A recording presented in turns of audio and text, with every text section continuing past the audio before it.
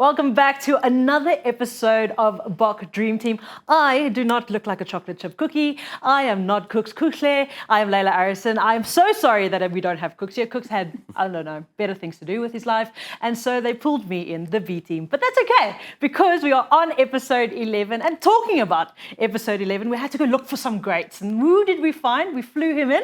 We got budget. Brent Rossouw. Brenty! The bucket rocket! Yes.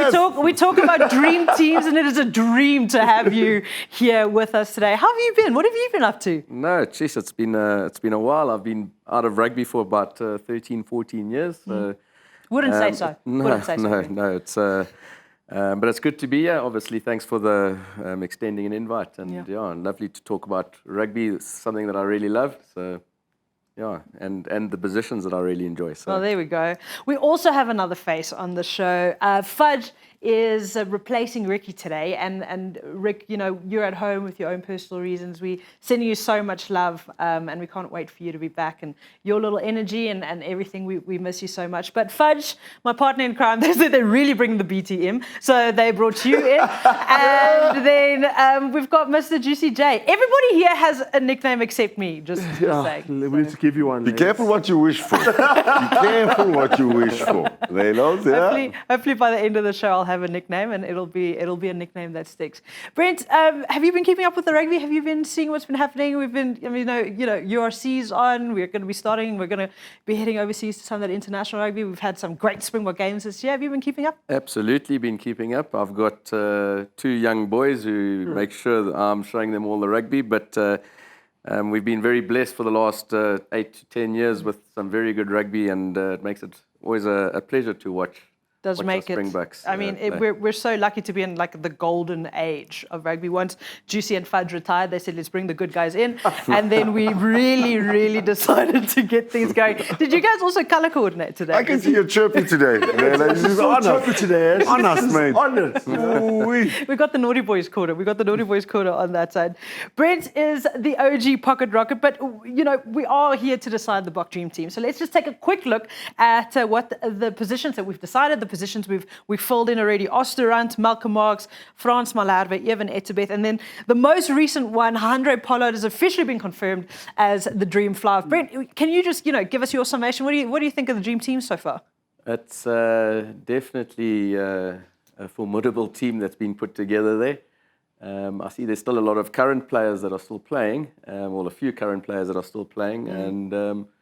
But obviously all of them are legends in their own right, and probably everyone there was probably who I would have selected as well. So. Oh, there we go. He's trying to get points on the board. Fudge, you guys happy with what the Dream Team looks like so far? I love it. Oh my goodness! I wish they could play against the Dream Team of France or something. How amazing is that side? I love it. You've got the Terminator, the Universal Soldier, PSDT there. Iceman, Andre Pollard, Fourie du Preez, one of my favorite rugby players, Victor Matfield, Osturat. Come on, man. Every single number. It's I'm sure if you've been watching rugby for the past 2 decades, maybe a little bit longer, you will have some fond memories of each one of those players. Huh? Well, Juicy, I've watched a couple episodes, and all I've heard is that you've been wrong. No, Layla. I've got a couple of them right. I've got Dwayne right, okay. Definitely got number 9 right, got number 10 right. Number 5 right, even though he coached you well. Almost gave me a hard clap. Did you not get 7 right? Listen, did I get 7 right? I don't think so. I don't think I got 7 right. Shocking. With that one, I tend to go with my heart sometimes. Yes. The thing is, when you go with the heart, sometimes it doesn't work out. I need to go with my mind. So, but I'm looking forward to the number 11 one. It's going to be a tough one. Yeah. Hopefully this time around, either or, if I go with my heart or my mind, let me hope I win. Well, we're talking about numbers. Brent, you played almost every single position in the back line. Can you just talk to us about, we talk about hybrid players these days and how they've been able to adapt. I mean, I think you were the OG pocket rocket, you're the OG hybrid player. What's it like to be able to just kind of be this little bundle of energy that, a coach can put anywhere? Well, that's where my nickname came from, pocket rocket. Rocket, but I'd just like to set the record straight. The Rocket's definitely gone. So it's just, So it's just the just the pocket. Pocket. Okay. But yes, I was I was a versatile rugby player. I ended up being selected for the Springboks at 10, but realized very quickly it's a hard defensive position to be at, and definitely moved back to the wings and the fullback. Much far preferred playing in those positions. But yes, played almost every position in Super Rugby in the centres as well as fullback, fly half. I think I even played a game at scrum half at Super Rugby. I sat on the bench for the Boks at scrum half, but never got on and never played centres. But I think that was a little bit of my something that was against me in some aspect. I was superfluous to everyone's needs. So yes, it got me in the squad, but it was very often I needed to be in the starting lineup, which I never really managed to crack. So, which one is your favourite? I'd have to say 15. I really enjoyed 15. Okay. And a lot of it, a lot of that 15, I actually enjoyed playing with Butch James. Funny enough, because Butch could actually distribute quite nicely, and I started understanding Butchie to some degree, and it does revolve around a 10 that actually can get the ball out to its backline.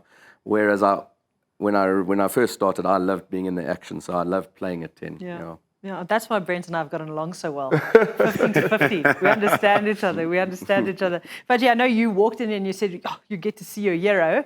And you were fangirling because that was when Fudge wanted to be a wing and then very quickly realized, God. Oh, man, one of the options is slap chips, right? I was kind of built like that. I was never really quick enough, But speaking of someone quick, no substitute for speed. And Brent, you mentioned it, Super 12, we're having a slight discussion about it now earlier. Yes. Golden ages. Yes, maybe it's because I was at the age, where I was 13, 16. I won't give away my age too quickly here. 13, 16. 39. Where you're starting to become good enough. Touch rugby. You went to Selborne, It's interesting. Wait, what? Too soon. Okay, too soon. Look at him. I am excited. Too soon. Walker. Golden age and watching you play, Pocket Rocket, the nickname, the way you played.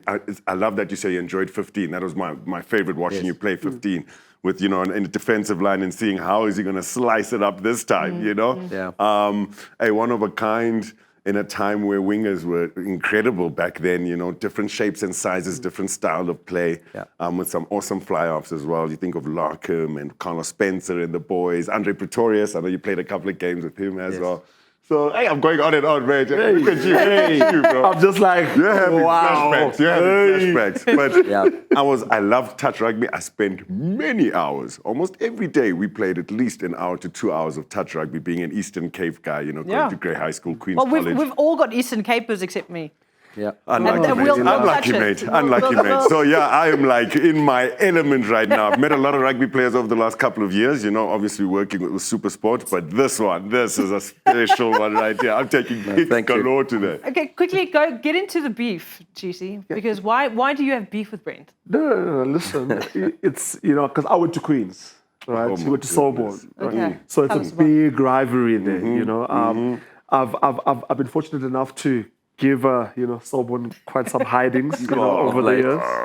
Even though I've received some, but the thing is also even though there's a rivalry there's so much camaraderie. I think Selbornians and Queenians get along very well off the field. Okay. That's Selborne's clapping Queens at touch rugby though. Touch rugby. No, there's something about being close to the coast. Why are we even talking about there's something about being close to the coast.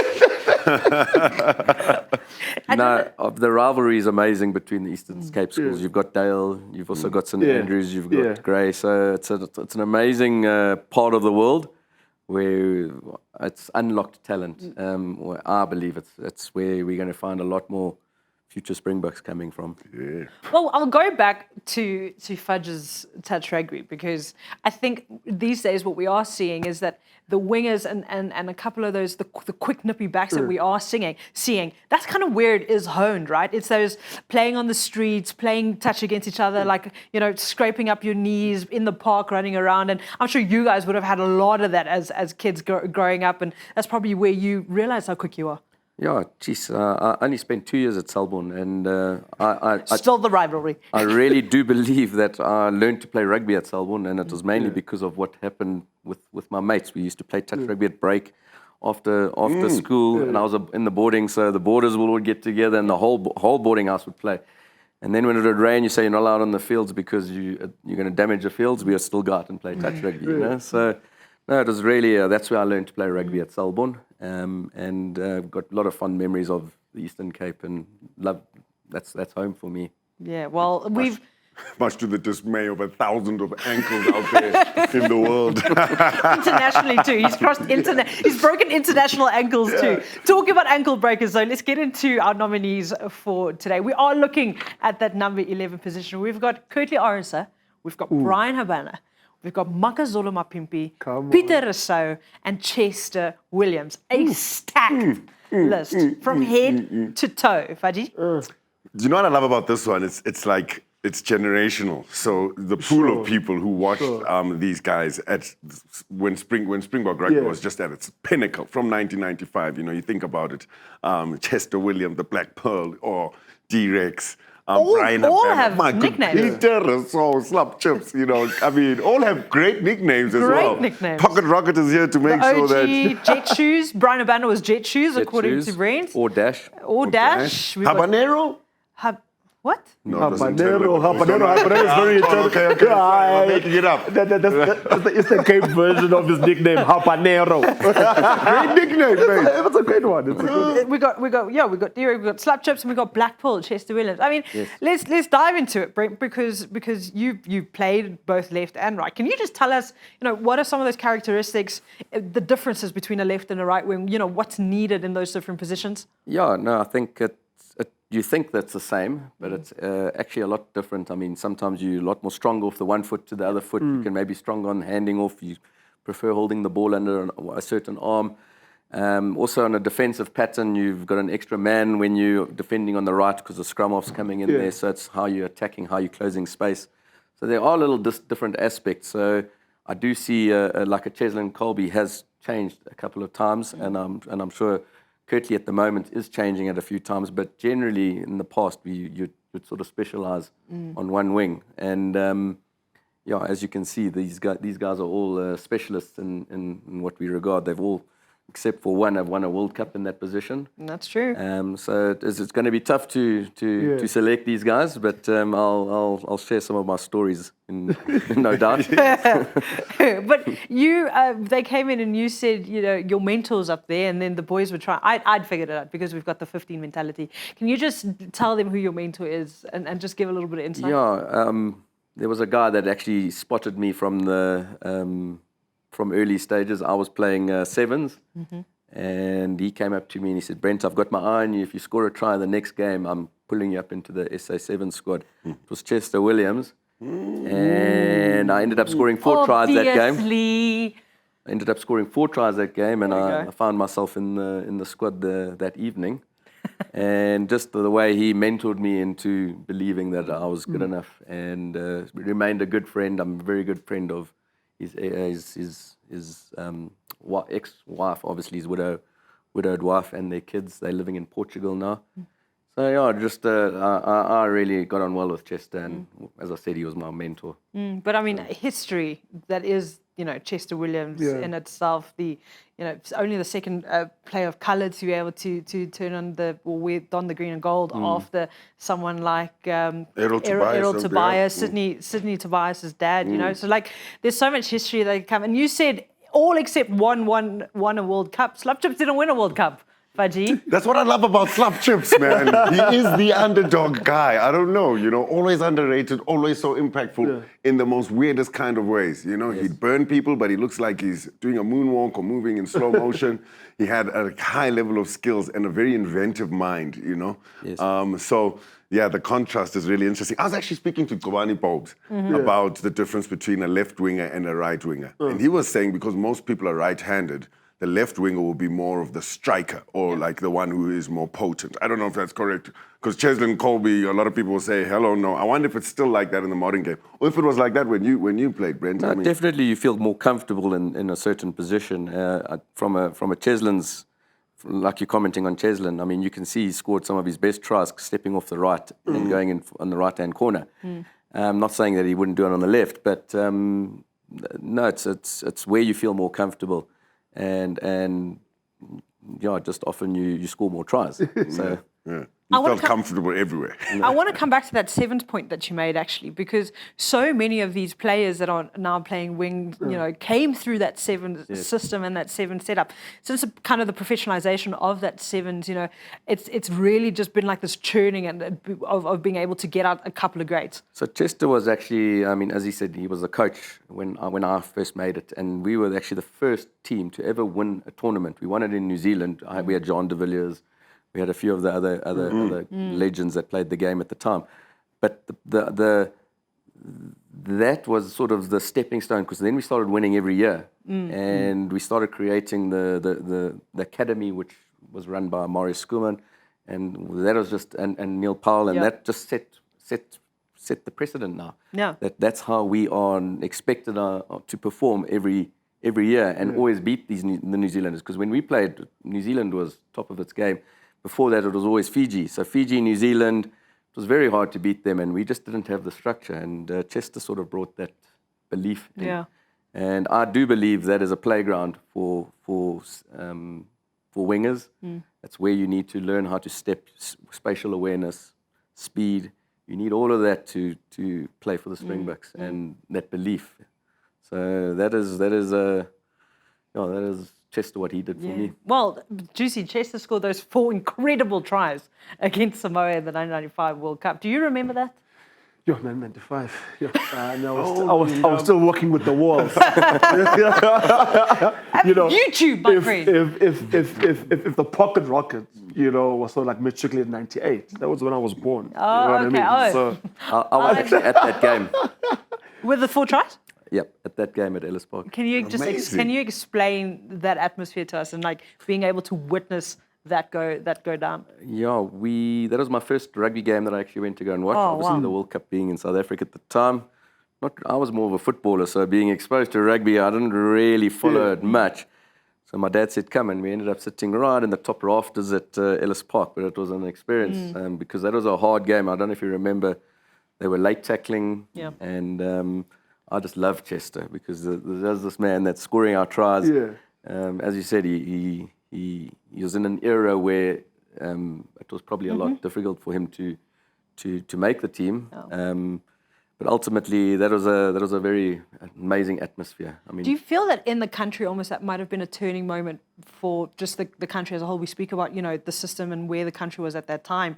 Just we really say sport unifies a country, and could you almost palpably feel that in that moment? Yeah, I think we'd all just wanted freedom, eh? Yeah. And I think we all just wanted to see our boys play sport. And I mean, that was just something new for us to see an international tournament on our doorstep. And yes, winning that World Cup definitely unified us. And you forget, it could have gone the other way in the semi-finals against France. So everything could have been changed. But as you see now, we're sitting here and we've got the most successful rate. So I also call it, there was a little moment in 2019 that could have actually gone the other way. So it's those moments, and I love that we've come out on the winning end of those moments. So talking about 2019, we've got D-Rex up there. I mean, that guy was prime D-Rex. I've got a story. My dad was standing in the urinals, and there was a guy that was in the urinal next to him, and he just looked at his friend like this, and he went, "Yes, maar daai Mapimpi kan speel." My dad just went, I love where we're at. I love where we're at. But like, it was prime D-Rex in 2019. And I mean, he's definitely put his hand up high enough, Juicy, to potentially get a couple of votes this time around. Listen, Pimps is a quality one, classic finisher. That's what he knows what to do, score tries. And I mean, you look at this guy and you think of the story as well, where he comes from, all the way down in Border, starting was playing his rugby there, before that, Sunday leagues, back in the Eastern Cape. I think I've watched his first, not his first game, but like one of his games when I was still, watching, I think I was some Vodacom Cup for Border. And you could see that there's the one standout guy is like, blistering fast, doing this thing. And now from there, in a period of 6 months, becomes a Springbok. Yeah. From there, it's incredible, bro. And every place that he's probably went to, he's broken records. Top try scorers at EP when he was still with the Kings, goes to the Cheetahs, still does the same thing. And the Sharks do the next thing, Springbok.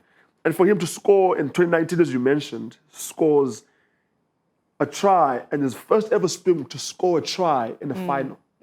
Put some respect on his name. Come on, man. Yeah, it's unbelievable. His strike rate as well. That's when I think T-Rex, Makazole Mapimpi, strike rate, his percentages are just incredible in terms of games towards tries scored. I think it's one of the best try scoring rates, So special player, one of a kind in a way, One thing I noticed about him is he's actually quite a big player. He's tall and he's got a good big stature about him. But for him to have developed his game, he was brilliant in the air. Just for that man to actually have become a master at what he did and do it so well. And as you said, finish the tries. That ultimately, I have to say he's definitely deserving of a lot of votes because he is actually a hero. Yeah. In SA Rugby. And all credit. Obviously we know he's not getting favour in the team at the moment. Yeah. It's difficult to break. It's the quality that we have got. But we might hopefully still see a few more games that he's got left in him. Yeah? And you had us all crying in Chasing the Sun 1. That was a tough time too. We were grabbing tissues with Rassie. Yeah. Were you crying? Of course, immediately. Yeah, what a story. And what I really enjoy about it as well, it is quite difficult when you have language barriers. That's why I totally agree with you, Brent. The fact that he was able to very, very technical skill levels as well. You think of a tight head prop and how they need to scrummage and how they mature so much later and how he started so late and then was able to accelerate. You mentioned it, Juicy Jay, 6 months, and then play at a level and still reach that level and not just reach the level, but sort of become the benchmark at that level, or reach a benchmark that was set by some of the best before him. Excellent, amazing. And to do that without understanding English that well, unbelievable. Guys, listen, I know we were all confused. How did we get the name D-Rex? Yeah. How about we ask him? Whoa! How about Hey, Mapimpi, what's happening? Juicy. Hey, bro, I'm here with the gang. What up? What the heck? So listen, I was telling them that I'm actually faster than you. Can you confirm? You humiliated yourself. You know yourself, man. Listen, we're all confused here. Apparently, because your nickname is D-Rex. Yes. So how did you get that name? How did you get it? Well, it's a funny thing because the name was one of the guys was playing rugby in Cholonga. Yeah. And he was playing like a flank, and I used to be like fit, running, steps, skills, everything, So his name was D-Rex, Oh, okay. And I used to call him a lot, D-Rex, come on, D-Rex, the thing of hyping someone at the same time. Yeah. And now people ending up calling me D-Rex now. So this way I catch up the name was like, okay, let me just take it, So that's where everything started. Now everyone was calling me like D-Rex. Now we know. Clarity. What a man. But otherwise you're keeping good, you're safe? Yeah, it's so funny. Sometimes people think this name it's just like goes to another way, but it was a rugby thing, not something else. Nah, I get you, bro. Are we watching the ball game together this weekend? Definitely. Oh, yeah. I'll bring the steaks and the stuff. Oh, yeah. Take you, legend. Hey, shout out to D-Rex, man. Shout out to D-Rex, the original D-Rex. For all that advice. Okay, anyway, so Brent said he's calling BH Bryan Habana. I didn't know we were name dropping, okay? But we talk about, hey, shout out to you, brother. No, listen, I want to tell, Wow. a lot of, my colleagues, I used to sit here with them, you know. I am, you talk Connected to me, I'll make man. you famous. A connected man. Let me connect you to this. connected You know what I mean?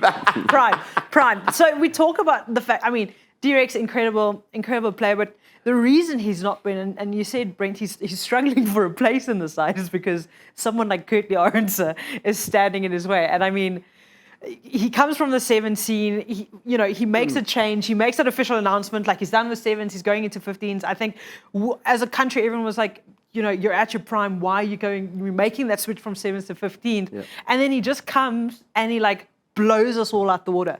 Yeah, I think that's ultimately what we are seeing nowadays is exciting wingers come back into the game. Smaller guys, and credit to the coach just to identify. You would have been great under Rassie, eh? I would have liked to have thought so, but I mean, obviously, I was in an era where everyone was bigger and the position was regarded as a big position. So it's nice to see the guys like Arendse, Colby, and them thrive, and not just thrive, but actually exceed expectations, if you want to call it that. So that's what they're doing for me, going up against big wingers from the New Zealanders and really actually showing them that it's not about the size. It's not about the size. It's actually about the skill and the belief and give the ball to me, I want to take them on type of thing, you know. So, but he's an amazing rugby player. For him to really be up there is amazing. Yes, he wins the World Cup. Yeah. I mean, he did the way he saved that try-saving tackle. Jeez. And it's huge respect for him. Respect to the OG pocket. You're the OG pocket rocket. Come on. He's the OG. You know what's the problem? Scrum cap. Yes. We should have gotten your scrum cap. I started in the scrum cap. That was the problem. That was the problem. It started OG in the scrum cap. And you know what, Layla, sorry. It's actually quite serendipitous, the part Chester Williams. What? I knew you would say, so. Come on now, man. You're sitting next to a poet. You're sitting next to a poet. Special day. It's a special day for him. And yeah, it seems almost like it's meant to be. Like the story was written. You know, the way that Chester Williams inspired you and then played a part in your journey. Yes. And also Curtly Arendse, just before Paul True joined UWC. That's the first time I saw him. And I was like, there's no ways. We saw him. It was Varsity Cup. Yeah, it was Varsity Cup. Was it the same year as you, man? Same year. It was the same year as you. So you're so we didn't lucky. mention Juicy's name enough in comms. Did you get burnt? Did you get burnt? Did you find yourself in a one-on-one? No. I've always lost games against UWs. Oh my goodness, yeah. That's when they used to send him to the edges and you couldn't make He was at the receiving end because KLA in the Varsity Cup was ridiculous.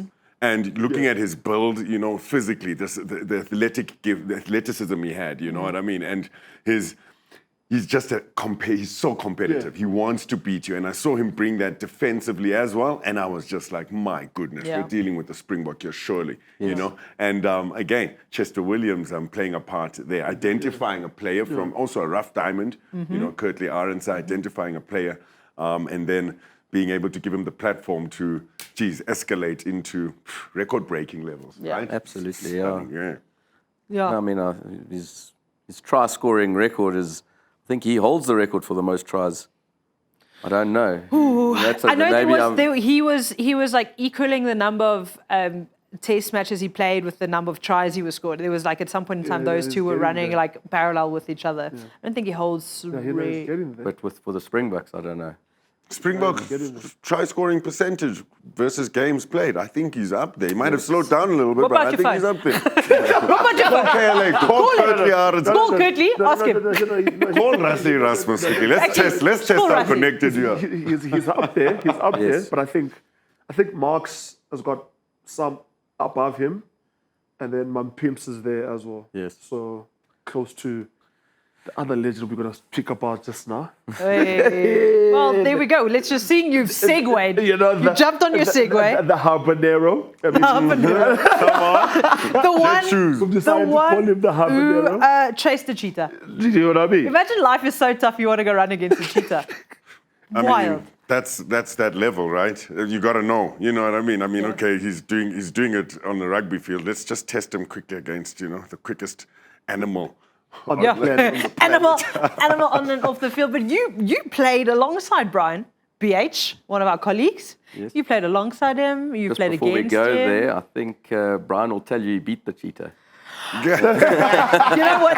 There are many things that BH will tell you where you're like, was that? But okay, No. we'll give him his flowers. He was quick. He was No, quick. it was very quick.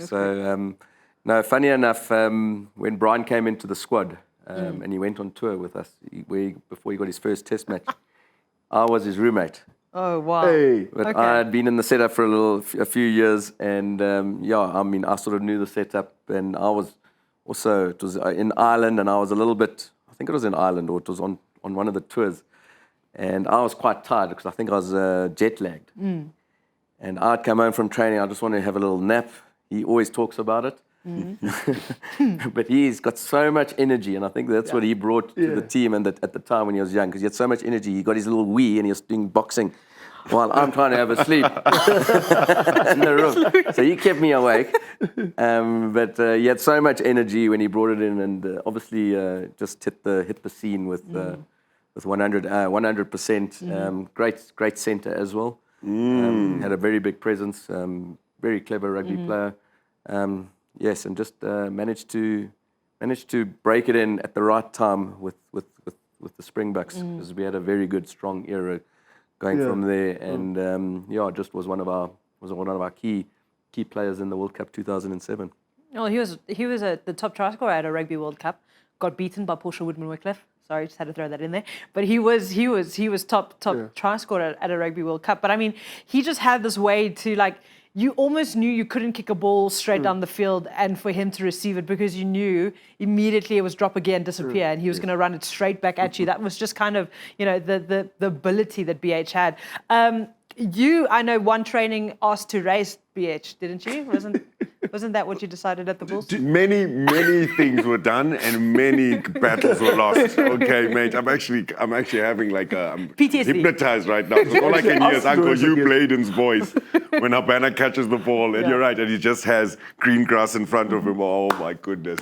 Yeah. Did you ask to race against? You did. No, you we did. had Bulls B field. Look, mate, when you're the best, you try to take on the best every day. You know, Heineke Meyer forced us, you know what I mean, to test ourselves in all kinds of weird places. Victor Mansfield was an incredible 800-meter runner, you know what I mean? And so did you take him on? We had all these weird battles, strongman competitions, and he'll put you together with PSPs, you know, just to sort of, I don't know, maybe dream a little. I don't know what it was, but hey, it had an incredible impact. Just some of those tries that he scored, I think. You can think back, I mean, he'd always break that line, but he always seemed to break the line in R22. And then he'd have the whole field to run. Or if he didn't break the line, you'd kick it over. Yeah. He just managed to keep that ball in the 5 yards and somehow just grab it just before. Yeah. So he scored some amazing tries. And I think as a defender, you also thought like he wasn't there, and then all of a sudden you're like you're bobbling a ball, and next minute there's a hand and he scored a try. Because he was never in two minds. Yeah. I think instinctually he was just so confident. And I'm glad you mentioned him at outside centre. I think it was at the Lions. He was devastating there as well. You know, and whenever he grabbed the ball, it seemed as if once the defender starts to realize he's there, boom, he's gone. Yeah. Because he's never in two minds. Yeah. That's an incredible player, man. I think one thing that really fascinated me about Habana is just his speed.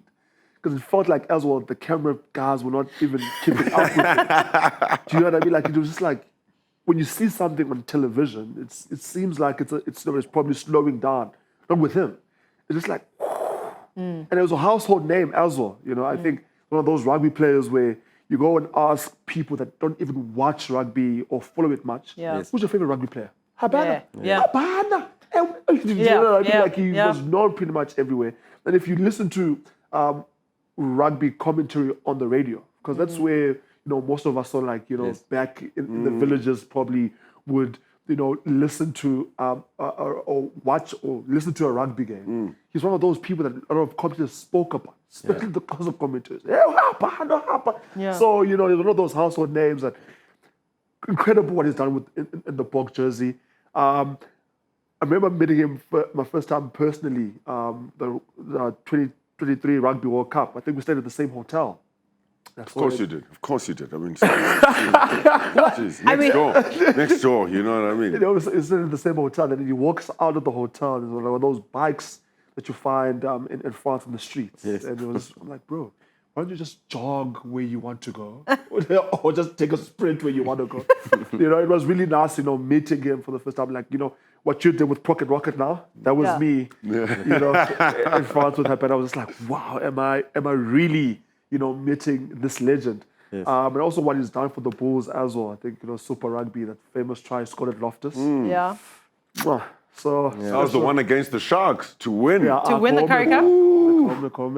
Where are the Sharks coming in this conversation? Come on, mate. He Come scored a on, tie. mate. Yeah. Come on, buddy. It was such a difficult time as a Stormers supporter when he was when he was playing for the Bulls, because you were just like, it was really tough. So we've like Geo Aplon and I were you know, he's like my older brother, and so the two of them would always be playing. They'd be playing against each other, whether Geo was on fullback or whether he was on wing. Another Pocket Rocket, shout out to you, G. And then, you know, just to watch that battle between the two of them, and then, as I remember as a child, celebrating when he announced he's leaving the Bulls and coming to the Stormers, and I just went, it is my time now. I was like, I just wanted to be part of those conversations at school where I was just like, yeah, we've got Bryan too. Like, we've got Bryan too. But I flew to, where did I fly? I flew to Singapore last year, and he was sitting in business class, and I was sitting in the first row of premium economy, and throughout the evening, he just loved to remind me that he was in business and I was in, and so he kept like peeking through the curtain, and just kept waving. We'd like open and like show me the food he got with his real cutlery, and I was just like, okay, BH, thank you so much. But I mean, what a guy, what a player. It's a phenomenal list. Pieter, so you guys also, there's going to be QR code. Scan the QR code. You can win prizes if you get in and vote on that. And I think there are so many stories, Brent, that you can tell us too. Are there any, you know, poignant moments out of all of these nominees that we have, you know, that stand out to you as like incredible moments in their career that you can think back and like, wow, that's going to be remembered in history forever? Yeah, I think ultimately, as I said, winning the World Cup is ultimately what every young sportsman wants to reach a goal. Yes, make the team, fair enough, but to go and be the best team in the world, and then not only that, in some instances, be the best player in that team. So I think ultimately that's where you're always dreaming, and then having guys who have actually, there's moments, you know, like I said, Chester Williams scoring those 4 tries. Yes, Joel Stransky kicking the ball over, those moments, you know. But for me, I remember Chester Williams scoring those 4 tries. Bryan winning certain games at the right time. Certainly Makazole and Mapimpi scoring that try in the 2019 World Cup. I mean, that was my best moment. Everyone watching it with us was absolutely ecstatic. We knew it was coming home. And so all of those moments you'll always remember. And I mean, basically you always need a wing to score tries, you know. So those are the wings that are creating. Cheslin scoring the try in the 2019 World Cup too. So we what a selection there.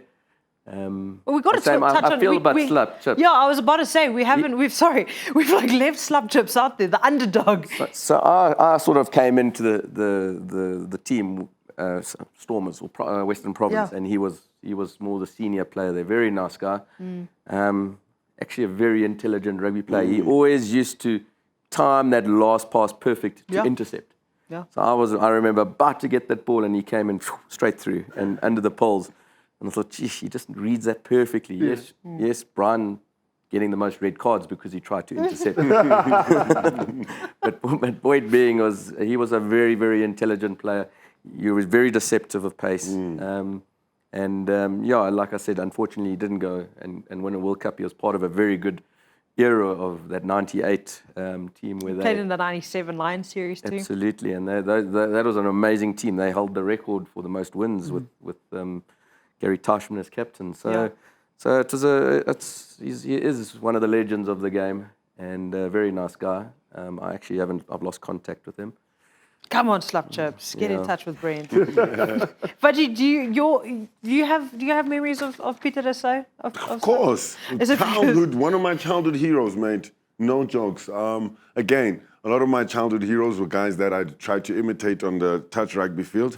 Obviously, Pocket Rocket was, you have to be gifted to be able to imitate him, you know what I mean? But Slap Chips, on the other hand, his handling, being able to read and observe the game. Remember, and I think it's a skill that isn't spoken about often enough in the modern game, is your observational skills as a winger, because you've got the entire game in front of you, if you're able to position yourself correctly. And I think he did that so well. I'm looking at the picture right behind you, actually, Layla. That's the semi-final 99 World Cup, if I'm not mistaken. Yep, Rugby World Cup, Yeah, South Africa versus Australia. Yeah, 20 October. actually, Congratulations, you can read. Yeah, I've got great eyesight, actually. I'll tell you a little story about great Bryan eyesight for a Habana. 40-year-old. And They once welcome. tested. Well, yeah, so I just loved watching him because he was that surprise. Yeah. You watch a game, you don't know when it's coming, but that intercept is coming, Yeah. you don't know what he's going to do when he has ball in hand. He couldn't always rely on his pace, but he knew exactly when to, and I just loved how he kept the ball alive, by linking up with other players. So The iconic try that he scored for me was that little switch, the 10-12 switch. Yeah. That's a dummy switch, and then it's a pullback, and he just cut the line. I think it was at Auckland in New Zealand. But those days they used to play it during the day in the afternoon. So we used to have to wake up very early. We often used to sleep in the lounge just so we could wake up at 5 and watch the game. And I remember that game where he just sliced the line under the poles, and I'll always remember him for that. So. Well, we've got a formidable list of nominees. And this is where Juicy starts worrying because he has no idea where he's going to go. You can just see the panic in his face. Brent, we're going to start with you. Who Thank goodness. gets... I'm giving you a moment. Who gets your vote? I'd love to vote for Chester because he voted for me at one stage, and also what he did for rugby in that era, 1995. Makazole and Mapimpi being the latest one for me that has really been amazing, what he's done for the game and the legacy he's created for himself. We've still got a lot to see from Kirtley. Yeah. So I'm not going to just give too much away there. Yeah. Let's see how he could be a great too. Obviously, Slap Chips never lifted the trophy. So for me, it would probably have to be Bryan with the amount of games that he played and the consistent performances and tries that he scored, and also a great guy. Me having been with him the day he got his first Test match, and we still connect. Can you remember that moment? Coming back to the room after he got his first cap. No, not so much. I can't remember his first cap. Couple of years. But I can remember that obviously that lead up. Yeah. And the way of obviously building a friendship with him. No one knew that he would go on to the stardom that he went on there. And obviously he's a gifted in terms of speaking and holding the room and communicating, orator if you call it. Yeah. So he's done a lot for SA Rugby. Amazing. BH and doing a lot. BH got one. I'm gonna keep score here. BH one. It's my turn. And that was not easy. Well, we're going not easy. counterclockwise. The Pocket Rocket was on the spot there, and he, as always, did very well to get out of a tight space. Do you want his autograph afterwards? What is standardized procedure? Autograph on this shirt I'm wearing. I've got a silver marker pen for this black shirt I'm wearing here with the photo. I mean, we'll get a photo. He'll sign the... Okay. Yes. It was supposed to be a side so I can make sure it gets done. But for me, I think, of course, Bryan Habana with everything he's achieved, him holding the record for most tries scored in a World Cup men's Rugby World Cup, since that record has been broken by a New Zealand great. But also another New Zealand great, he holds the record with Jonah Lomu. Actually, if I'm not mistaken. Who now? I don't think Bryan Habana and Jonah Lomu. I think it's equal. I think it's a tie, actually, for most tries scored. I think they might be in the rugby tournament. Yeah. Equal. So I got to see Bryan Habana up close, which was just incredible. I think for any rugby player, seeing his mindset. That was within the 0.1 second when they were in that race. That's how close he was, and then he didn't see him again. I'm going to claim it. Slap Chips, Pieter Rossouw, an amazing coach as well. actually. I think that intellectual property as a coach comes off really well. The work he's been doing down in the Western Cape with Paul Jim, if I'm not mistaken. Yes. Been really great. Not sure if he's still there or playing the same role, but amazing. Love KLA, having seen him close up on his first, as he was starting to blossom, you know what I mean? And seeing how far ahead of his competition he was, even guys who were 3 or 4 years older than him in the Varsity Cup. But for me, because a winger, usually there's someone on the inside who makes you shine, and those combos, when you get that chemistry, it's so special. And I see that picture up there with Lucanio arm, just behind his right shoulder there. But for me, T-Rex, Makazole, Mapimpi, I'm going to go with him. He's, for me, in a dream team. And a lot of it has to do with when I think of the memories and the moments I enjoyed. It was just amazing, the connection he had with Lucanio Arm. And I think that just made so many moments, even when they didn't score tries. Yeah. And when they did score, probably one of the most famous tries ever scored by the Springboks, that combo between him and the no-look pass like that. And knowing D-Rex is just always there. I love that. In touch rugby, you need a lot of that. Great to see it at the highest level in a Rugby World Cup final. Yeah. So for me, Makazole Mapimpi. D-Rex, come on. I've given you what time now. What a selection. It's going to be tough. And you just phoned him now as well. It didn't give me enough time. So good luck. Reverend, I gave you time. You didn't give me enough time. I need more time. When you an exam paper, you're like, hey, ma'am, I just 5 more minutes. Time is up. But listen, my heart and my mind is racing, but I'm going to lead with my heart this time. I'm going to lead with my heart. I'm going to go with Makazole. I think, I've often said this in previous episodes as well. That the reason why we watch sport and we watch this game is that we tend to see ourselves in the players and our heroes that we watch on the field. You know what I mean? And for him to come from as close to where I come from, played for the similar teams, and having that dream of wearing that Springbok jersey, and him having to even carry our dreams, my dream to be there. 2019, I remember when he scored that try, it wasn't just me being happy for him and, just his journey in life and his journey for him to be there.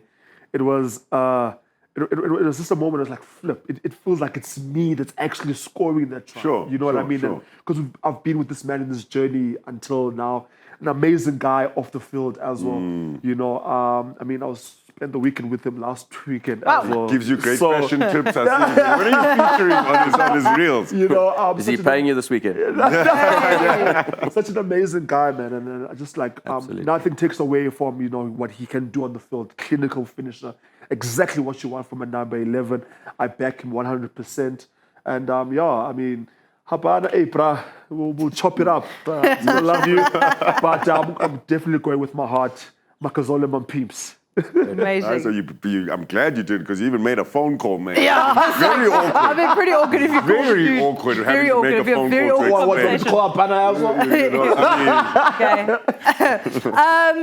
Okay. Yes, guys. I mean, a list of notes, great, and I think what's incredible to see is maybe there's something about 11, Brenty, where like good human beings on and off the field. I think we're probably like really blessed to be in that era, that age. You were right, and I agree with you. Kurtley still has so much left to give. So I think we will park him. He's brilliant, but there's there's still a moment for him. More D-Rex, exactly. More to see. D-Rex. A guy of note. Slapchips, I wasn't born yet, didn't really see much of rugby of him. Chester, we just hear the stories about Chester. You know the aura that man was. You understand the legend that he was. But my rugby knowledge, my rugby brain, and when I started jumping into the sport, BH, Bryan Habana he was the GOAT. He was the ultimate at that point in time. He was one of the most feared and most respected players when he was on the field. And he didn't just talk the talk, he walked the walk as well. So BH is going to get mine, and so we're exactly split down the middle here. So your votes at home was probably going to be what counts the most. Scan that QR code. Go to supersport.com/Bok Dream Team. You can vote there. You win incredible Supersport hampers and prizes too. And we want to be able to have you have your say. This is what we do. We're a family. We get you guys involved. And so have your say. Brent, from us here, thank you so very much for joining us. Thank you for waking up at 4 o'clock this morning. Thank you for having me. It's Always nice to talk and have the banter like this. Yeah, we're mates. We're all mates. And also to laugh at some of the stories. It's always good. It's that's what it's for. And they're good. They're good people as well. So a lot of good mates there. So nice. But thank you for having me, and nice to have met you guys. Oh. Don't cry. Don't cry. Don't cry. Fudge is about to cry. He's about to cry. Partner in crime, thank you so much. Thank you for being late, as always. And Juicy Jay, Reverend, thank you for being here and messing up our sound system. Get your votes in. We can't wait to hear and see who is the winner and reveal the next nominees. Bye-bye. Cheers.